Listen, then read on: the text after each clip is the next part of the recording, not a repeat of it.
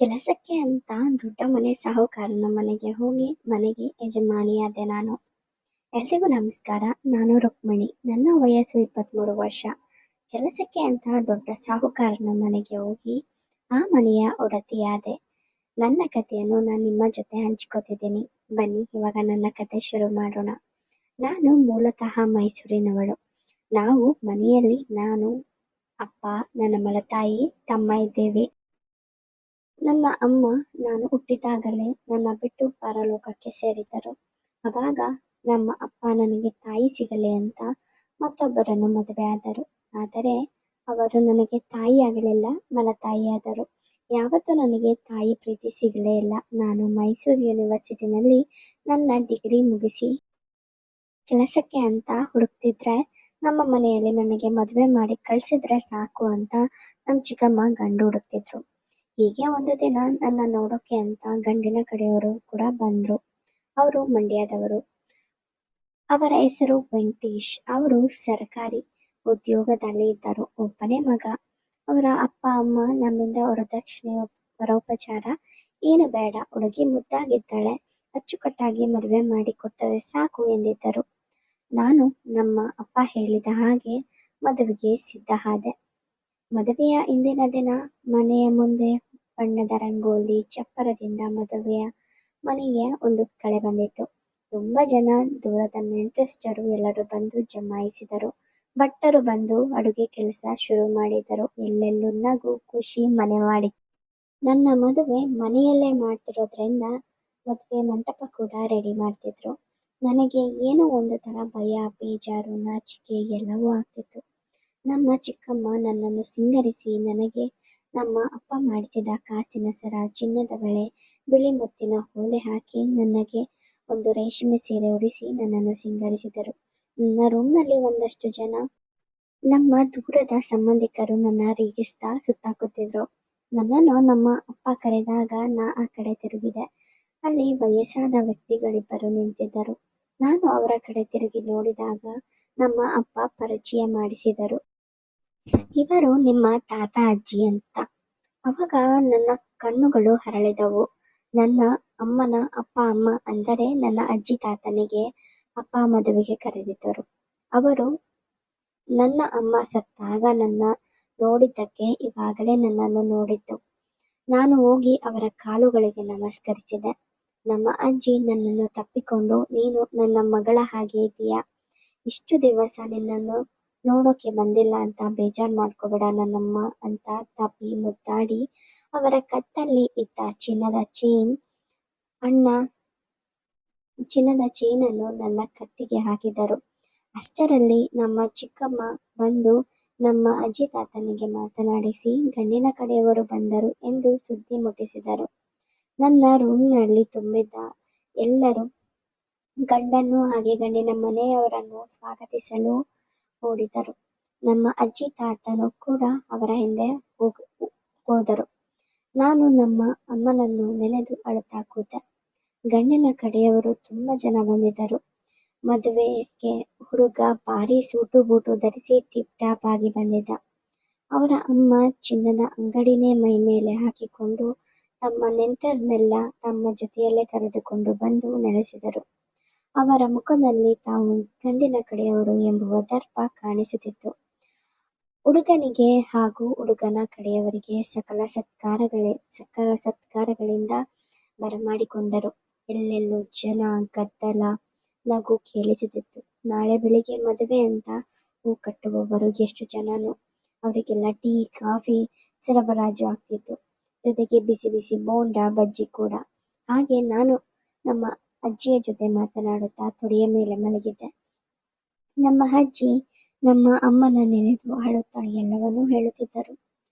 ನನ್ನ ಅಮ್ಮ ನಾನು ಹುಟ್ಟಿದಾಗಲೇ ತೀರಿಕೊಂಡಿದ್ದರಿಂದ ನಮ್ಮ ತಾತ ನನ್ನ ಮಗಳನ್ನು ಕಿತ್ತುಕೊಂಡ ಸಂತಾನ ಅಂತ ಆ ಮಗುವಿನ ಮುಖ ಕೂಡ ಸಹ ನೋಡದೆ ಮಗುವನ್ನು ಅಳಿಯನ ವಶಕ್ಕೆ ಬಿಟ್ಟು ಹೋದರು.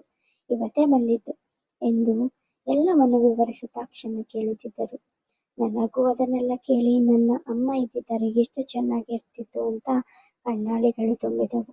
ನನಗೆ 3 ವರ್ಷ ಇದ್ದಾಗ ನಮ್ಮ ಅಪ್ಪ ನನಗೆ ಒಳ್ಳೆ ತಾಯಿ ಆಗುತ್ತಾಳೆ ಅಂತ ದೂರದ ಸಂಬಂಧಿಯನ್ನು ತಂದು ನಮ್ಮ ಅಜ್ಜಿಯ ಅಪ್ಪನಿಗೆ ಮದುವೆ ಮಾಡಿದರು. ಆದರೆ ಅವರು ನನಗೆ ಮಲತಾಯಿ ಪ್ರೀತಿ ನೀಡಿದರೆ ವಿನಃ ತಾಯಿ ಪ್ರೀತಿಯನ್ನಲ್ಲ. ನಿಜವಾಗಿ ನನಗೆ ತಾಯಿ ಪ್ರೀತಿ ನೀಡಿದ್ದು ನನ್ನ ತಂದೆಯ ತಾಯಿ. ಹಾಗೆ ಆಕೆ ನನ್ನನ್ನು ಮಲತಾಯಿ ನನಗೆ ನೀಡುತ್ತಿದ್ದ ಕಷ್ಟಗಳನ್ನು ಕಂಡು ಯಾಕಾದರೂ ಈ ಗಯ್ಯಾಳಿನ ತಂದೆನೋ ಎಂದು ಗೋಳಾಡುತ್ತಿದ್ದರು. ನಮ್ಮ ಅಪ್ಪ ಎಲ್ಲವನ್ನು ನೋಡಿ ಕೈಯಲ್ಲಿ ಏನೂ ಆಗದ ಪರಿಸ್ಥಿತಿಯಲ್ಲಿ ಇದ್ದರು. ನನ್ನ ಅಜ್ಜಿ ಸತ್ತ ಮೇಲಂತೂ ನನ್ನ ಪರಿಸ್ಥಿತಿ ಹೀನಾಮಾನವಾಗಿತ್ತು. ಆದರೆ ನನ್ನ ತಮ್ಮ ಮಾತ್ರ ನನ್ನನ್ನು ಅಕ್ಕನ ಸ್ಥಾನದಲ್ಲಿ ಇಟ್ಟು ನನಗೆ ನಿಜವಾದ ತಮ್ಮನ ಪ್ರೀತಿಯನ್ನು ಕೊಟ್ಟ. ಆದರೆ ಒಂದು ವಿಚಾರಕ್ಕೆ ನಮ್ಮ ಚಿಕ್ಕಮ್ಮನನ್ನು ಮೆಚ್ಚಲೇಬೇಕು. ಯಾರೇ ಬಂದು ಯಾಕೆ ಮದುವೆ ಆಗಿ ಮುಂದೆ ಮನೆಗೆ ಹೋಗುವ ಹುಡುಗಿನ ಇಷ್ಟು ಓದಿಸಿ ದುಡ್ಡು ಖರ್ಚು ಮಾಡ್ತಿದ್ದೀರಾ ಅಂತ ಕೇಳಿದರೆ, ಹೆಣ್ಣು ಮಕ್ಕಳು ಕಲೆತು ಅವರ ಕಾಲಿನ ಮೇಲೆ ನಿಂತುಕೊಂಡರೆ ಅವರ ಕಷ್ಟ ಕಾಲದಲ್ಲಿ ಅವರ ಕೈ ಹಿಡಿಯುತ್ತೆ ಎಂದು ಬಾಯಿ ಜೋರು ಮಾಡಿ ಬೇರೆಯವರ ಬಾಯಿ ಮುಚ್ಚಿಸುತ್ತಿದ್ದರು. ಹಾಗೆ ನನ್ನನ್ನು ದಿನ ಕಾಲೇಜಿಗೆ ಕಳಿಸಿಕೊಡುತ್ತಿದ್ದರು. ಇದರಲ್ಲಿ ಅವರ ಸ್ವಾರ್ಥ ಎಷ್ಟು ಏನೋ ಗೊತ್ತಿಲ್ಲ. ಆದರೆ ಇದರಿಂದ ನನಗೆ ಉಪಯುಕ್ತ ಆಗಿದೆ. ಹೇಗೂ ಡಿಗ್ರಿ ಮುಗಿಸಿ ಕೆಲಸಕ್ಕೆ ಸೇರೋಣ ಅಂತ ಹೇಳೋಷ್ಟರಲ್ಲಿ ಈ ಮದುವೆ ಫಿಕ್ಸ್ ಆದ ಮೇಲೆ ನಮ್ಮ ಚಿಕ್ಕಮ್ಮನ ವರ್ಷನೇ ಬದಲಾಯಿತು. ನನ್ನನ್ನು ತುಂಬಾ ಮಮಕಾರದಿಂದ ಕಾಣ್ತಿದ್ರು. ಹಾಗೆ ಇದನ್ನೆಲ್ಲ ನೆನೆಸಿಕೊಳ್ಳುತ್ತಾ ನಮ್ಮ ಅಜ್ಜಿಯ ಮಡಿನಲ್ಲಿ ನಿದ್ದೆಗೆ ಜಾರಿದೆ. ಅಷ್ಟರಲ್ಲಿ ಏನೋ ಜೋರಾಗಿ ಕೂಗಾಡೋದು ಕೇಳಿಸುತ್ತಿತ್ತು. ನಾನು ಗಾಬರಿಯಿಂದ ಎದ್ದು ಕೂತೆ. ಕೇಳಿಸಿಕೊಂಡರೆ ಅದು ನಮ್ಮ ಮನೆಯಲ್ಲೇ ಬರ್ತಿತ್ತು. ಅದು ನಮ್ಮ ಚಿಕ್ಕಮ್ಮನ ಧ್ವನಿಯಾಗಿತ್ತು. ನಾನು ಹಾಗೆ ನಮ್ಮ ಅಜ್ಜಿ ಎದ್ದು ಹೋಗಿ ನೋಡಿದರೆ ಮದುವೆ ಹುಡುಗನ ಅಮ್ಮ ಹಾಗೂ ನಮ್ಮ ಚಿಕ್ಕಮ್ಮನ ಇಬ್ಬರು ಬೈದಾಡಿಕೊಳ್ಳುತ್ತಿದ್ದರು. ನಮ್ಮ ನೆಂಟರು ಗುಸುಗುಸು ಅಂತ ಪಿಸುದನಿಯಲ್ಲಿ ಮಾತನಾಡೋದೆ ಕೇಳಿಸಿಕೊಂಡೆ. ರುಕ್ಮಿಣಿ ತಾಯಿ ಒಡವೆ ರುಕ್ಮಿಣಿಗೆ ಕೊಡಬೇಕು ತಾನೇ, ಈ ಹೆಂಗಸಿಗೆ ದುರಾಸೆ ಗೆಲುವು ನನಗೆ ಇರಲಿ ಅಂತ. ಕೆಲವರು ಪಿಸುಗುಡುತ್ತಿದ್ರೆ ಕೆಲವರು ಯಾಕೆ ಕೊಡಬೇಕು ಅಂತ ಮಾತಾಡ್ತಿದ್ರು. ದೊಡ್ಡ ಕೋಲಾಹಲವೇ ನಡೆಯುತ್ತಿತ್ತು. ನಮ್ಮ ಅಪ್ಪ ಆ ಒಡವೆ ಇಟ್ಕೊಂಡು ಏನ್ ಮಾಡ್ತೀಯಾ ಕೊಡು, ನಮ್ಮ ಮಗಳ ಜೀವನ ಕಣೆ ಅಂತ ಸಮಾಧಾನ ಮಾಡ್ತಿದ್ರು. ವೆಂಕಟೇಶ್ ಅವರು ಚೇರ್ ಮೇಲೆ ಕಾಲು ಹಾಕಿ ಒಂದು ಕಡೆ ಕುಳಿತುಕೊಂಡಿದ್ದರು.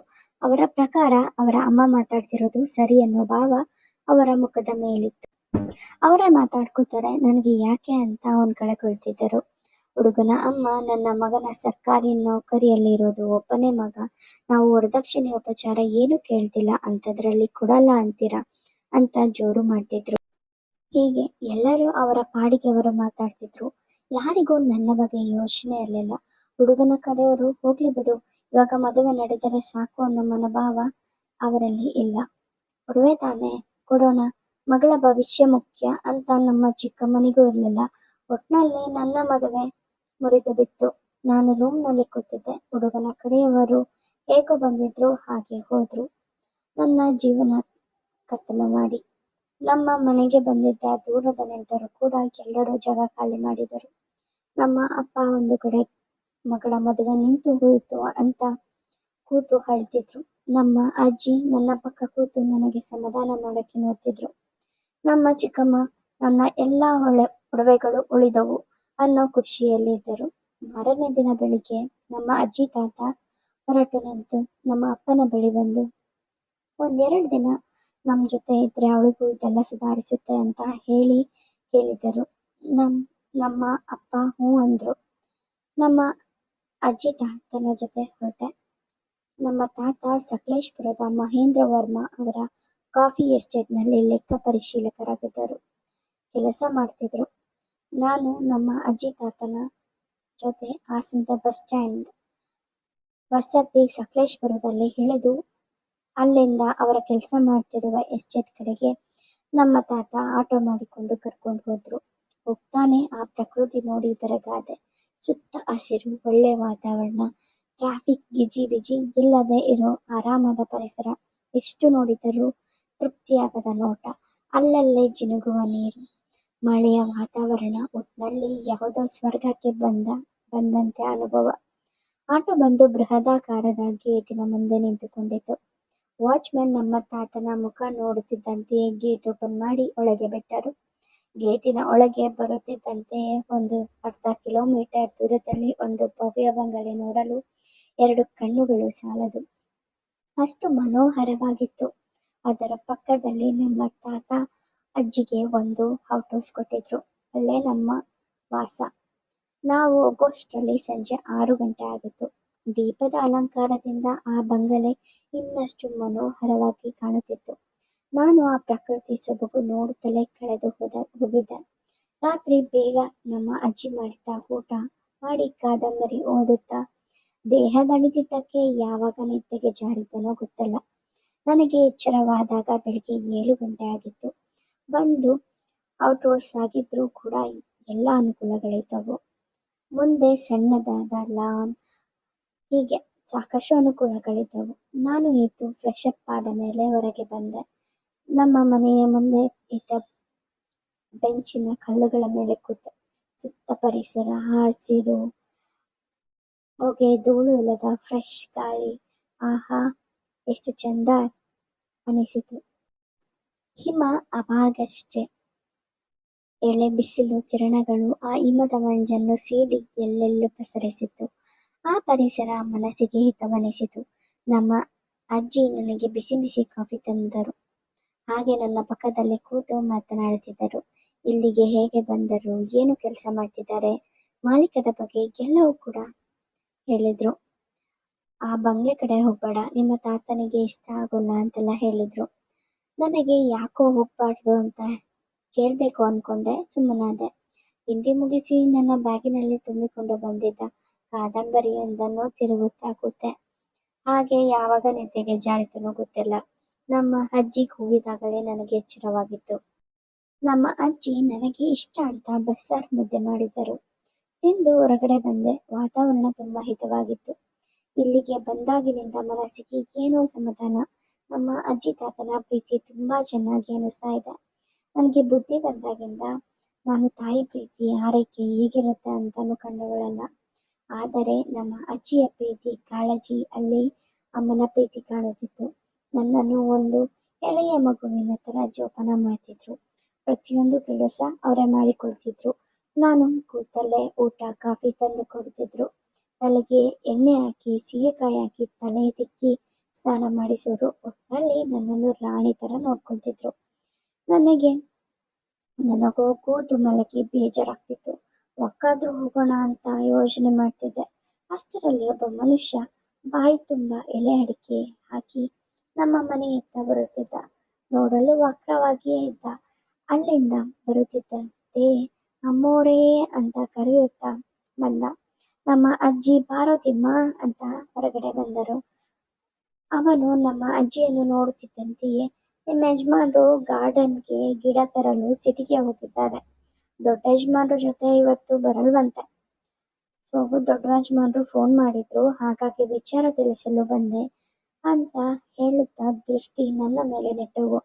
ಯಾರು ಇದು ಹೊಸ ಹುಡುಗಿ ಅಂತ ಪ್ರಶ್ನಾರ್ಥಕವಾಗಿ ಕೇಳಿದ. ಅವಾಗ ನಮ್ಮ ಅಜ್ಜಿ, ನನ್ನ ಮೊಮ್ಮಗಳು.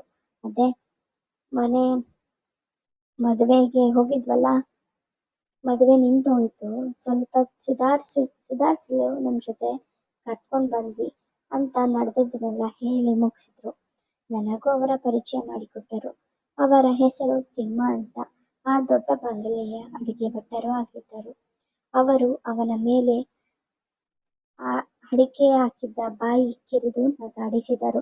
ನಾನು ಕೂಡ ಪ್ರತಿಕ್ರಿಯಿಸಿದೆ. ಅವನು ನನ್ನನ್ನು, ಬನ್ನಿ ಬಂಗ್ಲೆಗೆ ಒಂದು ಸಲ ನೋಡೋರಂತೆ, ಹೇಗೂ ಬಂದಾಗಿನಿಂದ ಇಲ್ಲೇ ಇದ್ದೀರಲ್ಲ ಅಂತ ಕರೆದ. ನನಗೂ ಹೋಗುವ ಮನಸ್ಸಿತ್ತು. ನಮ್ಮ ಅಜ್ಜಿಗೆ ಪುಸ್ಲಾಯಿಸಿ, ಹೇಗೂ ತಾತ ಇಲ್ಲ, ಹೋಗೋಣ ಅಂತ ಗೋಗರೆದು ಒಪ್ಪಿಸಿ ಕರೆದುಕೊಂಡು ಹೋದೆ. ತಿಮ್ಮ ನಮ್ಮನ್ನ ಕರೆದುಕೊಂಡು ಹೊರಟ. ದೂರದಿಂದಲೇ ಬಂಗಲೆ ತುಂಬಾ ಅದ್ಭುತವಾಗಿ ಕಾಣುತ್ತಿತ್ತು. ಅದರ ಹತ್ತಿರ ಸಮೀಪಿಸುತ್ತಿದ್ದಂತೆಯೇ ಅದರ ಲಕ್ಸುರಿ ಎದ್ದು ಕಾಣುತ್ತಿತ್ತು. ಅದು ತುಂಬಾ ದೊಡ್ಡದಾದ ಭವ್ಯ ಬಂಗಲೆ. ಈಗಿನ ಕಾಲದ ಹಾಗೆ ಆಧುನೀಕರಿಸಲಾಗಿತ್ತು. ಎಲ್ಲಿ ನೋಡಿದರೂ ಲೈಟಿಂಗ್ಸ್ ಇಂದ ಅಲಂಕರಿಸಿತ್ತು. ತುಂಬಾ ಮನೋಹರವಾಗಿತ್ತು. ಕಣ್ಣಿಗೆ ಹಬ್ಬ ಅಂತ ಹೇಳ್ಬೋದು. ನಾನು ಹಾಗೆ ಮನೆಯನ್ನೆಲ್ಲ ನೋಡಿ ನಿಮ್ಮ ಚಿಕ್ಕ ಯಜಮಾನ್ರ ರೂಮು ನೋಡಿ ಅಂತ ಕರೆದುಕೊಂಡು ಹೋದ. ನಾವು ರೂಮ್ ಒಳಗೆ ಹೋದ್ವಿ. ರೂಮ್ ತುಂಬಾ ವಿಶಾಲವಾಗಿತ್ತು, ಚೆನ್ನಾಗಿತ್ತು. ನಮ್ಮ ಅಜ್ಜಿ ಇಷ್ಟು ವರ್ಷ ಇಲ್ಲಿ ಇದ್ದರೂ ಒಮ್ಮೆನೂ ಒಳಗೆ ಬಂದು ನಮ್ಮ ನಮ್ಮ ತಾತನ ಭಯಕ್ಕೆ. ನಮ್ಮ ತಾತನಿಗೆ ದುಡ್ಡು ಇರುವ ಮಂದಿ ಎಂದರೆ ಅಷ್ಟಕ್ಕಷ್ಟೇ. ಹಾಗಾಗಿ ನಮ್ಮನ್ನೆಲ್ಲ ದೂರ ಇಟ್ಟಿದ್ದಾರೆ. ಮನೆ ನೋಡಿ ಮುಗಿಸುವವರೆಗೆ ನಮ್ಮ ಅಜ್ಜಿ ಭಯದಲ್ಲೇ ನೋಡಿದರು. ನಾವಿಬ್ಬರು ಬೇಗ ಬೇಗ ನೋಡಿ ಮುಗಿಸಿ ಮನೆಗೆ ಹೋದೆವು. ಮಾರನೇ ದಿನ ನಮ್ಮ ತಾತ ಮನೆಗೆ ಬಂದರು. ನನ್ನ ದಿನಚರಿ ಎಂದಿನಂತೆ ಇತ್ತು. ನಮ್ಮ ಅಜ್ಜಿ ತಿಮ್ಮನಿಗೆ ಹೇಳಿದರು, ನಾವು ಬಂದು ನೋಡಿಕೊಂಡು ಹೋಗಿದ್ದು ನಮ್ಮ ಮನೆಯವರಿಗೆ ಗೊತ್ತಾಗಬಾರ್ದು ಅಂತ. ಈ ಕಡೆ ಮಹೇಂದ್ರ ವರ್ಮ ಸಿಟಿಯಿಂದ ಬಂದು ರೂಮ್ಗೆ ಹೋದರೆ ಅಲ್ಲಿ ಬಾಲ್ಕನಿಯಲ್ಲಿ ಒಣಗಿದ ಮಲ್ಲಿಗೆ ಹೂ ಬಿದ್ದಿದ್ದು ಗಮನಿಸಿ ಕೈಯಲ್ಲಿ ಹಿಡಿದು ನೋಡಿ, ಯಾರು ಬಂದಿದ್ದಾರೆ ನನ್ನ ರೂಮ್ಗೆ ಅಂತ ಹೇಳಿ ತಿಮ್ಮನನ್ನು ಜೋರಾಗಿ ಕರೆದು ಅವನ ಎದುರುತ್ತಾ ಹೇಳಿ ದನಿಗಳೇ ಅಂದ. ಮಹೇಂದ್ರ ವರ್ಮ ಯಾರಾದ್ರೂ ನನ್ನ ರೂಮಿಗೆ ಬಂದಿದ್ರೆ ಅಂತ ಕೇಳಿದ್ರು. ಅದಕ್ಕೆ ಮೊದಲು ಇಲ್ಲವೆಂದು ಅವರ ಕೈಯಲ್ಲಿದ್ದ ಒಣಗಿದ ಮಲ್ಲಿಗೆ ಹೂವನ್ನು ನೋಡಿ ಎಲ್ಲವನ್ನು ಒಪ್ಪಿಕೊಂಡ. ಮಹೇಂದ್ರ ಇದನ್ನೆಲ್ಲ ಕೇಳಿ ನಗುತ್ತಾ, ಹೋಗಿ ಕಾಫಿ ತಗೊಂಡ್ ಬಾ ಅಂತ ಹೇಳಿದ. ಹಾಗೆ ಆ ಒಣಗಿದ ಮಲ್ಲಿಗೆ ಹಿಡಿದು, ಯಾರು ಇದು ರುಕ್ಮಿಣಿ, ನಾನು ಇಷ್ಟು ವರ್ಷ ನೋಡಲಿಲ್ವಲ್ಲ ಅಂತ ಅಂದುಕೊಂಡ. ಟೇಬಲ್ ಮೇಲೆ ಇಟ್ಟು ಅವನ ಕೆಲಸದಲ್ಲಿ ಮುಳುಗಿದ. Mahendra Varma's estate CEO. ಇದು ಅವರ ತಾತನಿಂದ ಬಂದ ಆಸ್ತಿ. ಅವರ ತಂದೆ ಈ ಜವಾಬ್ದಾರಿಯನ್ನು ಹೊರಲು ಇಷ್ಟವಿಲ್ಲದೆ ಎಲ್ಲಾ ಜವಾಬ್ದಾರಿಗಳನ್ನು ಮಹೇಂದ್ರ ವರ್ಮನ ಮೇಲೆ ಚಿಕ್ಕ ವಯಸ್ಸಿನಲ್ಲೇ ಬಿಟ್ಟಿದ್ರು. ಅವನು ಈ ಜವಾಬ್ದಾರಿನ ತುಂಬಾ ಅಚ್ಚುಕಟ್ಟಾಗಿ ನಿಭಾಯಿಸಿ ಕಂಪನಿಯನ್ನು ಒಂದು ಪಟ್ಟು ಮೇಲೆ ತಗೊಂಡು ಹೋಗಿ ನಿಲ್ಲಿಸಿದ. ಹೀಗೆ ರುಕ್ಮಿಣಿ ಊಟ ಎಲ್ಲವೂ ಮುಗಿಸಿ ವಾತಾವರಣ ಚೆನ್ನಾಗಿ ಇತ್ತು. ಹಾಗಾಗಿ ಅಲ್ಲೇ ಒಂದು ಪಾರ್ಕ್ ತರ ಆ ಮನೆಯ ಮಕ್ಕಳು ಆಡುವ ಸಲುವಾಗಿ ಮಾಡಲಾಗಿತ್ತು. ಅಲ್ಲಿ ನಾನು ತಿರುಗಾಡಿ ಬರೋಣ ಅಂತ ಅಲ್ಲಿಗೆ ಹೋದೆ. ಅಲ್ಲಿ ಮಕ್ಕಳು ಆಡುತ್ತಿದ್ದರು. ಅಲ್ಲಿ ಬೆಂಚ್ ಮೇಲೆ ಕುಳಿತಿದ್ದ ಒಂದು ಮುದ್ದಾದ ಹುಡುಗಿಯ ಪಕ್ಕ ಕುಳಿತು ಅವಳ ಜೊತೆ ಮಾತನಾಡ್ತಿದ್ದೆ. ಆದರೆ ನನ್ನನ್ನು ಯಾವುದೋ ಕಣ್ಣುಗಳು ಗಮನಿಸಿದೆ ಅಂತ ಭಾಸವಾಗಿ ತಿರುಗಿದ್ದೆ. ನನ್ನ ಹಿಂದೆ ಸ್ವಲ್ಪ ದೂರದಲ್ಲೇ ಒಂದು 6 ಅಡಿ ಎತ್ತರದ ವ್ಯಕ್ತಿ ನಿಂತಿದ್ದರು. ಅವರನ್ನು ನೋಡುತ್ತಿದ್ದಂತೆಯೇ ನನಗೆ ಅವರು ಮಹೇಂದ್ರ ವರ್ಮ ಎಂದು ತಿಳಿಯಿತು. ಅವತ್ತು ಅವರ ಮನೆಯಲ್ಲಿ ಫೋಟೋ ನೋಡಿದ್ದೆ. ನಾನು ಅವರನ್ನು ನೋಡಿ ಗಾಬರಿಯಿಂದ ಎದ್ದು ನಿಂತೆ. ಸಡನ್ ಆಗಿ ಎದ್ದಿದ್ದಕ್ಕೆ ನನ್ನ ತಲೆ ಸುತ್ತಿ ಕೆಳಗೆ ಬೀಳಬೇಕು ಅಷ್ಟರಲ್ಲಿ ಬಲಿಷ್ಠ ಬಾಹುಗಳು ನನ್ನನ್ನು ಬಳಸಿದವು. ನಾನು ಸುಧಾರಿಸಿಕೊಂಡು ಕಣ್ಣು ಬಿಟ್ಟೆ. ನೋಡಿದಾಗ ತಿಳಿಯಿತು ನಾನು ಅವರ ಬಂಧನದಲ್ಲಿ ಇದ್ದೆ ಅಂತ. ನಾನು ಬಿಡಿಸಿಕೊಂಡು ಅಲ್ಲಿಂದ ಜಾಗ ಖಾಲಿ ಮಾಡಿದೆ. ನನಗೆ ಇದು ಮೊದಲ ಸ್ಪರ್ಶ ಆಗಿದ್ದರಿಂದ ನನಗೆ ತಿಳಿಯದಾಗೆ ಒಂದು ಭಾವನೆ, ನಾಚಿಕೆ ಆವರಿಸಿತು. ಮರುದಿನ ಬೆಳಿಗ್ಗೆ ವಾಕ್ ಮಾಡಲು ಎಸ್ಟೇಟ್ ದಾರಿಯಲ್ಲಿ ಹೋಗಿದ್ದೆ. ಆವಾಗ ಅಲ್ಲೇ ಕೆಲಸದವರಿಗೆ ಏನೋ ಹೇಳುತ್ತಾ ಅಲ್ಲೇ ನಿಂತಿದ್ದರು ಮಹೇಂದ್ರ. ನಾನು ಅವರನ್ನು ನೋಡಿ ಮತ್ತೆ ಮನೆಯ ಕಡೆ ತಿರುಗಿಬಿಟ್ಟೆ. ಅಲ್ಲಿಂದ ತಿರುಗಿದ ನನ್ನನ್ನು ಒಂದು ದನಿ ಹಿಡಿದು ನಿಲ್ಲಿಸಿತು. ಹೆಲೋ ಮಿಸ್ ಅಂತ ಕರೆದರು. ನಾನು 2 ನಿಮಿಷ ನಿಂತು ಅದಾದ ಮೇಲೆ ತಿರುಗಿ ನೋಡಿದೆ. ಅವರು ನನ್ನನ್ನು ಕರೆದಿದ್ದು. ಅವರು ನನ್ನ ಬಳಿ ನಡೆದು ಬರುತ್ತಿದ್ದನ್ನು ನನಗೆ ನಿಜ ಭಯವಾಗ್ತಿತ್ತು. ಅವರು ನನ್ನ ಬಳಿ ಬಂದು, ಯಾರು ನೀವು? ಇಷ್ಟು ದಿನ ನಾನು ನೋಡಿರ್ಲಿಲ್ಲ ಅಂತ ಕೇಳಿದ್ರು. ಅದಕ್ಕೆ ನಾನು ನಮ್ಮ ತಾತನ ಬಗ್ಗೆ ಹೇಳಿದೆ. ಅವರ ಮೊಮ್ಮಗಳು, ಮೈಸೂರು ನನ್ನ ಊರು, ಡಿಗ್ರಿ ಮುಗಿತು, ಸ್ವಲ್ಪ ದಿನ ಕೆಲಸ ಸಿಗುವವರೆಗೂ ಇಲ್ಲಿ ಇರೋಣ ಅಂತ ಬಂದಿದ್ದೆ ಎಂದು ಹೇಳಿ ಮುಗಿಸಿದೆ. ಆಮೇಲೆ ಅವರು ನನ್ನ ಬಗ್ಗೆ ಮಾತನಾಡುತ್ತಾ ವಿಚಾರಿಸುತ್ತಾ ಬಂಗಲೆ ಹತ್ತಿರ ತಲುಪಿದವು. ಇಬ್ಬರ ಸಂವಾದ ಸ್ನೇಹಮಯವಾಗಿತ್ತು. ಅವರು ವಿದಾಯ ಹೇಳಿ ಬಂಗ್ಲೆ ಕಡೆ ನಡೆದರು. ನಾನು ಮನೆಗೆ ಹೊರಟೆ. ಹೀಗೆ ನಮ್ಮ ಪರಿಚಯ ಸಂಬಂಧ ಶುರುವಾಗಿತ್ತು. ತುಂಬಾ ಸ್ನೇಹಮಯವಾಗಿತ್ತು. ಎಲ್ಲಿಯವರೆಗೆ ಎಂದರೆ ನಾನು ಅವರ ಹತ್ರ ಎಲ್ಲವನ್ನು ಹೇಳಿಕೊಡ್ತಿದ್ದೆ. ನನ್ನ ಮದುವೆ ನಿಂತು ಹೋಗಿರೋದು ಬಗ್ಗೆನೂ ಕೂಡ ಹೇಳಿಕೊಂಡಿದ್ದೆ. ನಾವು ದಿನ ಸಿಗ್ತಿರ್ಲಿಲ್ಲ. ಸಿಕ್ಕಾಗ ತುಂಬಾ ಆತ್ಮೀಯತೆ ಇತ್ತು ನಮ್ಮ ಮಧ್ಯೆ. ಹೀಗೆ ಅವರ ಫ್ಯಾಕ್ಟರಿಯಲ್ಲಿ ಲೆಕ್ಕಾಚಾರ ಮಾಡಲು ಒಬ್ಬಳು ಹುಡುಗಿ ಬೇಕಿತ್ತು. ಹಾಗೆ ನನಗೆ ಕೇಳಿದರು. ನಾನು ನಮ್ಮ ತಾತನಿಗೆ ಹೇಳಿ ಕೆಲಸಕ್ಕೆ ಸೇರಿಕೊಂಡೆ. ಸುಮ್ಮನೆ ಕೂತು ತಿಂದು ಮಲಗುತ್ತಿದ್ದ ನನಗೆ ಒಂದು ಒಳ್ಳೆಯ ಅವಕಾಶ ಸಿಕ್ಕಿತು. ನಾನು ಫ್ಯಾಕ್ಟರಿಯ ಲೆಕ್ಕಾಚಾರ ಎಲ್ಲವನ್ನು ನೋಡಿಕೊಳ್ಳುತ್ತಿದ್ದೆ. ನನಗೆ ಆ ಕೆಲಸ ಖುಷಿ ಕೊಟ್ಟಿತು. ಒಳ್ಳೆ ಸಂಬಳ, ನಮ್ಮ ಅಪ್ಪ ಚಿಕ್ಕಮ್ಮನಿಗೂ ಸಂಬಳ ಕಳಿಸುತ್ತಿದ್ದೆ. ಅವರು ಕೂಡ ಖುಷಿಯಾಗಿದ್ದರು. ಅವತ್ತು ಫ್ಯಾಕ್ಟ್ರಿ ಕೆಲಸದವರಿಗೆ ಸಂಬಳ ಕೊಡುವ ದಿನ. ಕೆಲವೊಂದು ಡಾಕ್ಯುಮೆಂಟ್ಸ್ಗೆ ಸಹಿ ಹಾಕಬೇಕಿತ್ತು. ನಾನು ಅವರು ಬರುತ್ತಾರೆ ಅಂತ ಸಂಜೆವರೆಗೂ ವೇಟ್ ಮಾಡಿ ಬಂಗಲೆ ಲ್ಯಾಂಡ್ಲೈನ್ಗೆ ಕಾಲ್ ಮಾಡಿದೆ. ತಿಮ್ಮಣ್ಣ ಬಿಟ್ಟರು ಫೋನ್ ರಿಸೀವ್ ಮಾಡಿದ್ದರು. ಆವಾಗ ನನಗೆ ತಿಳಿಯಿತು ಅವರ ಸ್ನೇಹಿತರು ಬಂದಿದ್ದಾರೆ ಅಂತ. ಅವಾಗ ನಾನು ವಿಚಾರ ಮುಟ್ಟಿಸಿ ಕಾಲ್ ಕಟ್ ಮಾಡಿದ್ದೆ. 10 ನಿಮಿಷದ ಬಳಿಕ ಫೋನ್ ಬಂತು. ತಿಮ್ಮಣ್ಣ ಭಟ್ಟರು ಫೋನ್ ಮಾಡಿದ್ದರು. ನೀವೇ ಬಂದು ಸಹಿ ಹಾಯಿಸಿಕೊಂಡು ಹೋಗಬೇಕಂತೆ ಅಂತ. ಅದಕ್ಕೆ ನಾನು ಆಫೀಸ್ ಕಾರ್ನಲ್ಲಿ ಡಾಕ್ಯುಮೆಂಟ್ ತಗೊಂಡು ಬಂಗಲೆ ಕಡೆ ಹೊರಟೆ. ಅವರ ಫ್ರೆಂಡ್ಸ್ ಹೋಗಿದ್ದರು. ಅವರು ರೂಮಿನಲ್ಲಿ ಇದ್ದರು. ಭಟ್ಟರು ನಾನು ಅಲ್ಲೇ ಹೋಗಿ ಸಹಿ ಮಾಡಿಸಿಕೊಳ್ಳಿ ಅಂದರು. ನನಗೆ ಹೋಗಲು ಮನಸ್ಸು ಆಗಲಿಲ್ಲ. ಎಷ್ಟೇ ಕಾದರೂ ಬರಲಿಲ್ಲ. ಹಾಗಾಗಿ ಫೈಲ್ ಎತ್ತಿಕೊಂಡು ರೂಮ್ ಕಡೆ ಹೊರಟೆ. ಅವರು ಅವರ ಬಾಲ್ಕನಿಯಲ್ಲಿ ನಿಂತು ಏನೋ ನೋಡುತ್ತಾ ನಿಂತಿದ್ದರು. ನಾನು ನಿಧಾನಕ್ಕೆ ಡೋರ್ ನಾಕ್ ಮಾಡಿದೆ. ಒಳಗೆ ಹೋದೆ. ನಾನು ಹೋಗಿದ್ದೆ. ಸರ್ ನನ್ನ ಕುಳಿತುಕೋ ಅಂತ ಸನ್ನೆ ಮಾಡಿ ಅವರು ಫೈಲ್ಸ್ ತಗೊಂಡ್ರು. ನನಗೆ ಏನೋ ಒಂದು ತರ ಭಯ, ನಾಚಿಕೆ ಆವರಿಸಿತ್ತು. ನಾನು ಮುದುಡಿ ಕೂತಿದ್ದೆ. ಅವರು ನನ್ನ ನೋಡುತ್ತಾ ಕಾಫಿ, ಟೀ ಅಂದ್ರು. ನಾನು ಏನು ಬೇಡ, ಊಟಕ್ಕೆ ಮನೆಗೆ ಹೋಗ್ತೀನಿ ಅಂದೆ. ಅವರ ಉಸಿರಿನಲ್ಲಿ ತಿಳಿಯಿತು ಮಧು ಸೇವಿಸಿದ್ದಾರೆ ಅಂತ. ನಾನು ಬೇಗ ಇಲ್ಲಿಂದ ಹೋದರೆ ಸಾಕು ಅಂತ ಅನಿಸಿ ಕೂತಿದ್ದೆ. ಅಷ್ಟರಲ್ಲಿ ಇನ್ನ ಎಲ್ಲಿ ಸಹಿ ಹಾಕಬೇಕು ಅಂದ್ರು. ನಾನು ಬಗ್ಗಿ ತೋರಿಸಲು ಹೋದೆ. ನನಗೆ ಮಧುಪಾನ ಹಾಗೆ ಅವರ ಪರ್ಫ್ಯೂಮ್ ಸ್ಮೆಲ್ಗೆ ತಲೆ ಸುತ್ತಿ ಕಣ್ಣುಗಳು ಮಂಜಾಗಿ ಬಿದ್ದೆ. ನನ್ನ 2 ಬಲಿಷ್ಠವಾದ ಬಾಹುಗಳು ಬಂಧಿಸಿದವು. ಅವರು ನನ್ನನ್ನು ಎಬ್ಬಿಸಲು ಪ್ರಯತ್ನ ಪಟ್ಟಿದ್ದಾರೆ. ನಾನು ಎಚ್ಚರವಾಗದೇ ಇದ್ದಾಗ ನನ್ನನ್ನು ಎತ್ತಿಕೊಂಡು ಹೋಗಿ ಬೆಡ್ ಮೇಲೆ ಮಲಗಿಸಿ ನನ್ನ ಮುಖದ ಮೇಲೆ ನೀರು ಹಾಕಿದರೂ ಎಚ್ಚರವಾಗಲಿಲ್ಲ.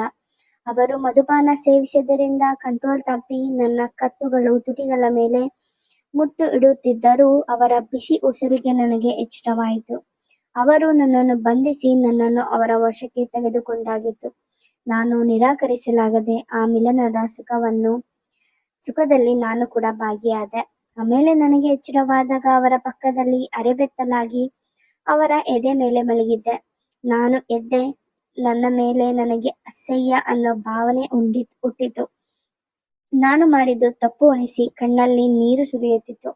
ನಾನು ನನ್ನ ಬಟ್ಟೆಗಳನ್ನೆಲ್ಲ ಸರಿ ಮಾಡಿಕೊಂಡು ಹೊರಗೆ ಬಂದೆ. ನನಗೆ ಈ ಸಮಾಜವನ್ನು ಹೇಗೆ ಎದುರಿಸೋದು ಅಂತ ತಿಳಿಯದೆ ಆಫೀಸ್ ಫೈಲ್ಗಳನ್ನು ಆಫೀಸ್ಗೆ ತಲುಪಿಸಿ ಮನೆಗೆ ಬಂದು ಸ್ನಾನದ ಮನೆಯಲ್ಲಿ ಕೂತು ತುಂಬಾ ಹೊತ್ತು ಸಮಾಧಾನ ಮಾಡಿಕೊಂಡೆ. ಅವರು ಕುಡಿದಿದ್ದರು. ಇದನ್ನೆಲ್ಲ ಅವರಿಗೆ ನೆನಪು ಇರಲ್ಲ ಅನ್ಸುತ್ತೆ. ನಾನು ಇಲ್ಲಿಯೇ ಇದ್ದರೆ ಸರಿ ಹೋಗಲ್ಲ ಅಂತ ಬಟ್ಟೆ ಪ್ಯಾಕ್ ಮಾಡಿಕೊಂಡು ಕೆಲಸಕ್ಕೆ ರಾಜೀನಾಮೆ ಪತ್ರ ಕೊಟ್ಟು ಊರಿನ ಕಡೆ ಹೊರಟೆ. ಅವರು ಎಚ್ಚರವಾದಾಗ ಭಟ್ಟನನ್ನು ಕರೆದು ಕೇಳಿದ್ದಾರೆ. ಅವಾಗ ತಿಳಿದಿದೆ ನಾನು ಊರಿಗೆ ಹೋಗಿರೋ ವಿಚಾರ. ಅವರಿಗೆ ಬೇಜಾರು ಆಗೋಕೆ ಶುರುವಾಗಿದೆ. ಎಂಥ ಕೆಲಸ ಆಯ್ತು ಅಂತ. ನಾನು ಊರಿಗೆ ಬಂದ ಮೇಲೆ ನಮ್ಮ ಚಿಕ್ಕಮ್ಮ ಚೆನ್ನಾಗಿ ಬೈದರು. ಅಷ್ಟು ಒಳ್ಳೆ ಸಂಬಳ ಬರುವ ಕೆಲಸ ಬಿಟ್ಟು ಬಂದಿದ್ಯಲ್ಲ ಅಂತ. ನಾನು ಏನು ಮಾತನಾಡದೆ ಸುಮ್ಮನಾದೆ. ನಾನು ಮೈಸೂರಿಗೆ ಬಂದು 1 ತಿಂಗಳು ಮುಗಿಯಿತು. ನಾನು ಸುಮ್ಮನೆ ಕೂತು ಏನು ಮಾಡಲಿ, ಕೆಲಸಕ್ಕೆ ಆದರೂ ಸೇರಿಕೊಳ್ಳೋಣ ಅಂತ ಅರ್ಜಿ ಸಲ್ಲಿಸಲು ಪಬ್ಲಿಕ್ ಲೈಬ್ರರಿ ಅಲ್ಲಿ ಹೋದರೆ ಎಲ್ಲಾ ತರಹದ ನ್ಯೂಸ್ ಪೇಪರ್ಗಳು ಇರುತ್ತವೆ ಎಂದು ರೆಡಿಯಾಗಿ ಹೊರಟೆ. ಹೋಗುವಾಗ ತುಂಬಾ ಬಿಸಿಲಿತ್ತು. ನಾನು ಲೈಬ್ರರಿ ತಲುಪಿ ಅರ್ಜಿ ಹಾಕಲು ಬೇಕಿದ್ದ ದಾಖಲಾತಿಗಳನ್ನು ಸಂಗ್ರಹಿಸುವಾಗಲೇ ನನಗೆ ವಾಂತಿ, ವಾಕರಿಕೆ ತರ ಫೀಲ್ ಆಗ್ತಿತ್ತು. ನಾನು ಬಿಸಿಲಲ್ಲಿ ಬಂದನಲ್ಲ, ಅಟ್ಕೆ ಇರಬೇಕು ಅಂತ ನನ್ನ ಕೆಲಸದಲ್ಲಿ ಮುಳುಗಿದೆ. ಆದರೂ ಏನೋ ಸುಸ್ತು. ಮನೆಗೆ ಹೋಗಿ ಮಲಗಿದರೆ ಸಾಕು, ನಾಳೆ ಬಂದು ಮಿಕ್ಕಿದ್ದು ನೋಡೋಣ ಅಂತ ಲೈಬ್ರರಿ ಬಿಟ್ಟು ಮನೆ ಕಡೆ ಹೊರಟೆ. ನನಗೆ ಹೆಜ್ಜೆ ಹಾಕಲು ಇರುವಷ್ಟು ನಿಶಕ್ತಿ. ನನ್ನ ಕಣ್ಣುಗಳು ಕತ್ತಲಿಡಲು ಶುರು ಮಾಡಿತು. ಕಾಲುಗಳು 1 ಹೆಜ್ಜೆ ಮುಂದೆ ಇಡಲು ಕೂಡ ಆಗದೆ ನಾನು ನೆಲದ ಮೇಲೆ ಕುಸಿದೆ.